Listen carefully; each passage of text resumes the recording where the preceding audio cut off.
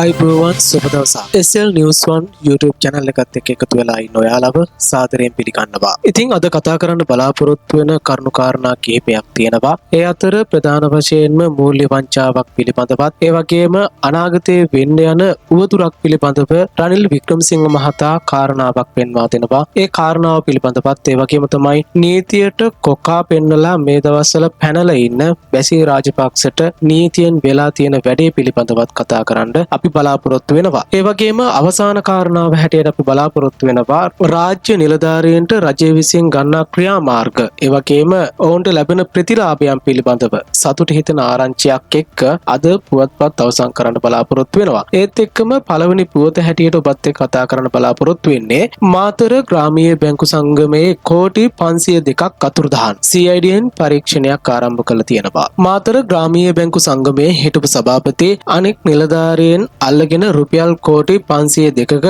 පමණ මුදල් වංචා කර ඇතැයි අතුරු කමිටු වාර්තාවකින් හෙළි වී තිබෙන බව වෙළඳ වාණිජ්‍ය ආහාර සුරක්ෂිතතා සහ සම්පකාර අමාත්‍ය වසන්ත සමරසිංහ මහතා පාර්ලිමේන්තුවේදී පවසා සිටියා. මේ සභාපතිට එරෙහිව අපරාධ පරීක්ෂණ දෙපාර්තමේන්තුව පරීක්ෂණයක් කරන බවකී හෙතම අයථා ලෙස වත්කම් ඉපයීම් සම්බන්ධයෙන්ද පරීක්ෂණ පවත්වන බව ප්‍රකාශ කළා. විවිධ සේවා සම්පකාර සමිති යටතේ තිබෙන තවත් ග්‍රාමීය බැංකු 68ක මූල්‍ය වංචා සිදුවී ඇතැයිද අමාත්‍යවරයා පවසා සිටියා. ඔහු මෙසේ පැවසුවේ ආනයන අපනයන පාලන පනත යටතේ රෙගුලාසි පිළිබඳ විවාදයේදී. වසන්ත සමරසිංහ මහතා මේ බව පවසා සිටියා. මාතර ග්‍රාමීය බැංකු සංගමයේ මිලියන 5020ක් සොරා කාලා තියෙන්නේ මේවා තැන්පත්කරුවන්ගේ සල්ලි. මාතර ග්‍රාමීය බැංකු සංගමයේ සභාපති හිරේට ගියේ පොල් කඩන්න ගිහිල්ලා අහුවෙලා නෙවෙයි. දැල් අදින්න ගිහිල්ලා අහුවෙලා නෙවෙයි. මාතර ග්‍රාමීය බැංකු සංගමය, මාතර විවිධ සේවා සමුපකාර සමිතිය, මාතර ආරෝග්‍ය ශාලා සංගමය යන සංගම් තුනෙන් මිලියන 5000කට වඩා මූල්‍ය වංචාවක් වෙලා තියෙනවා. මේ වෙනකොට CIDA පරීක්ෂණයක් යනවා. එයා හිරේ මේ වෙනකොට අයථාවත්කම් රැස් කිරීම පිළිබඳව පරීක්ෂණයක් සිද්ධ කරනවා යනුවෙන් එතුමා වැඩිදුරටත් අදහස් දැක්වුවා. ඒ පුවතත් එක්කම ලබන 2027 වසරේ මාර්තු මාසයේ වෙන විට ජාත්‍යන්තර මූල්‍ය අරමුදල සමග ඇති කිවිසුම අවසන් වන බව හිටපු ජනාධිපති රනිල් වික්‍රමසිංහ මහතා සඳහන් කළා. ඒ අනුව හිටපු ජනාධිපතිවරයා සඳහන් කර ඇත්තේ එළඹෙන 2028 වසරේ පසුව විදේශ ණය ගෙවීමට නැවත මෙරටට සිදුවන බැවින් මෙරට විදේශ සංචිත ඩොලර් බිලියන 15ක් තිබිය යුතු බවට ජාත්‍යන්තර මූල්‍ය අරමුදල අපේක්ෂා කරන බවයි. එසේම මහ බැංකුව විසින් මෙම වසර අවසන් වන විට ඩොලර් බිලියන 8ක් පවතිනු ඇති බවට අපේක්ෂා කර ඇති බවත් පැවසූ රනිල් වික්‍රමසිංහ මහතා එසේ වන්නේ නම් තවත් ඩොලර් බිලියන 6ක් සෙවීමට සිදුවන බව සඳහන් කර තිබෙනවා. තවද ඔහු පෙන්වා දී ඇත්තේ එම ඩොලර් බිලියන 6 සෙවීම සඳහා වැඩපිළිවෙලක් සෙවිය යුතු බවයි. හිටපු ජනාධිපතිවරයා මේ බව කියා සිටියේ හිටපු අමාත්‍ය රංජිත් සියඹලාපිටිය මහතා විසින් රචිත යුද දෙකකට උරදී යන ග්‍රන්ථය එළි දැක්වීමේ උළෙලට සහභාගී වෙමින්. එහිදී වැඩිදුරටත් අදහස් දැක්වූ රනිල් වික්‍රමසිංහ මහතා අපි යනකොට උද්දමනය පාලනය කරලා රටේ විදේශ විනිමය සංචිතය ඩොලර් බිලියන 6ක් අපි ඉතුරු කරලා ගියේ. මේ ගමන මෙතනින් අවසන් වෙලා නැහැ. 2028න් පසුව අපිට ණය ගෙවන්න තිබෙනවා. 2028න් පසුව ණය ගෙවන්න නම් ඒගොල්ලෝ බලාපොරොත්තු වෙනවා අපේ විදේශ සංචිත ඩොලර් බිලියන 15ක් විතර තියෙයි කියලා. දැනට තියෙන්නේ 6යි. ඩොලර් බිලියන 8ක් හොයන්න තියෙනවා. අද ඉඳන් මහ බැංකුව කියලා තියෙනවා මේ අවුරුද්ද අවසන් වෙනකොට ඩොලර් බිලියන 8ක් තියෙයි කියලා. තව 6ක් හොයන්න තියෙනවා. එයයි මේ රටේ තියෙන ප්‍රධාන ප්‍රශ්නය. තව කොන්දේසියකට අපි එකග වෙලා තියෙනවා. ඒක ගෙවන ගමන් බැඳුම් කර කියනවා ඩොලර් බිලියන 3කට. 2027 මාර්තු අවසන් වෙනකොට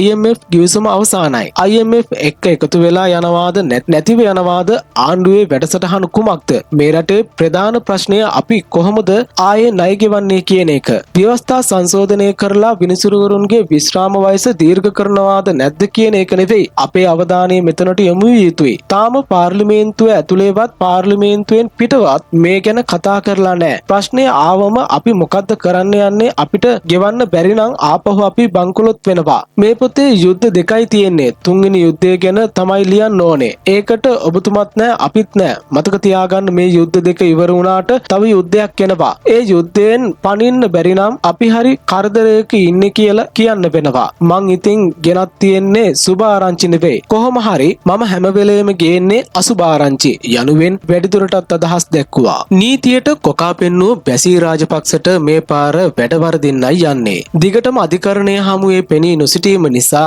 දැඩි නියෝගයක් නිකුත් කරලා තියෙනවා. බැසී රාජපක්ෂ මහතා අධිකරණයේ පෙනී නොසිටීම නිසා අප මුදල් රාජසන්තක කිරීමට නියෝග කර තිබෙනවා. ඒ අනුව හිටපු අමාත්‍ය බැසී රාජපක්ෂ මහතා සම්බන්ධයෙන් මාතර මහේස්ත්‍රාත් අධිකරණයේ විභාග වන නඩුව නැවත කැඳවීම අතරතුරදී එම නියෝගය නිකුත් කර තිබෙනවා. ඒ අනුව එම නඩුව අයථා ලෙස උපයාගත් බවට චෝදනා කරන මුදල් යොදාගනිමින් මාතර බ්‍රවුන් හේල් ප්‍රදේශයේ අක්කර 1.5ක පමණ ඉඩමක් මිලදී ගැනීම සම්බන්ධයෙන් පොලිස් මූල්‍ය අපරාධ කොට්ටාසය විසින් පවරා තිබුණා. එමෙන්ම විත්ති පාර්ශ්වය වෙනුවෙන් ජනාධිපති නීතිඥ අනිරුද්ධ සිල්වා මහතා ඇතුළු නීතිඥවරුන් පිරිසක් පෙනී සිටියා. නඩුවේ තුන්වන විත්තිකරු වන බැසී රාජපක්ෂ මහතා අධිකරණයට පිළිගත හැකි වෛද්‍ය වාර්තාවක් ඉදිරිපත් නොකර දිගින් දිගටම අධිකරණය හමුවේ පෙනී නොසිටීම සම්බන්ධයෙන් කරුණු සලකා බැලූ මාතර මහේස්ත්‍රාත් චතුර දිසානායක මහතා ඔහු තැන්පත් කර ඇති අප මුදල් රාජසන්තක කිරීමට නියෝග කර සිටි අතර බැසී රාජපක්ෂ මහතා වෙනුවෙන් ශරීර අප අත්සන් කළ පුද්ගලයන් තිදෙනෙකුට දඩ මුදල් නියම කර තිබෙනවා. එසේම එම දඩ මුදල් නොගෙවන්නේ නම් බන්ධනාගාරගත කිරීමටද නියෝග කර තිබෙනවා. තවද බැසී රාජපක්ෂ මහතාට නිකුත් කර ඇති වරෙන්තුව ලබන ඔක්තෝබර් 27 වන දින තෙක් දීර්ඝ කිරීමටද මහේස්ත්‍රාත්වරයා නියෝග කර තිබෙනවා. ඉතින් අද අවසන් පුවත ලෙස කතා කරන්න බලාපොරොත්තු වෙන්නේ සුබම සුබ ආරංචියක්. ඒ තමයි මේ රාජ්‍ය සේවකයන්ට දීමනා හා ඉල්ලීම් අයවැයෙන් ලබා දීමට ජනපති පොරොන්දු වෙලා තියෙනවා. රාජ්‍ය පරිපාලන අමාත්‍ය මහාචාර්ය චන්දන අබේරත්න මෙන්ම අමාත්‍යංශ ලේකම්වරයා සමග ග්‍රාම නිලධාරීන්ගේ සංගමයේ කළ සාකච්ඡාවකින් පසුව ග්‍රාම නිලධාරීන් විසින් ආරම්භ කර තිබූ වෘත්තීය ක්‍රියාමාර්ගය අවසන් කිරීමට තීරණය කර තිබෙනවා. ග්‍රාම නිලධාරීන්ගේ සංගමයේ නියෝජිතයින් මාධ්‍ය වෙත පවසා ඇත්තේ එම සාකච්ඡාවේදී ජනාධිපතිවරයා දුරකථනයෙන් සම්බන්ධ වූ බවත් එහිදී එළඹෙන අයවැයෙන් මෙම ඉල්ලීම් ලබා දීමට පියවර ගන්නා බවත්ය. ඒ අනුව ග්‍රාම නිලධාරීන්ගේ සංගමය විසින් මේ වන විට ආරම්භ කර තිබූ වෘත්තීය ක්‍රියාමාර්ගය අවසන් කරන බව ඔවුන් නිවේදනය කර තිබෙනවා. ඊයේ දිනයේ වෘත්තීය ක්‍රියාමාර්ගය අවසන් කිරීමෙන් අනතුරුව සියලුම ග්‍රාම නිලධාරීන් අඟහරුවාදා බ්‍රහස්පතින්දා සහ සෙනසුරාදා දිනවල නැවත සුපුරුදු පරිදි රාජකාරිවල නිරත වීම සිදු කරන බව ඔවුන් සඳහන් කර තිබෙනවා.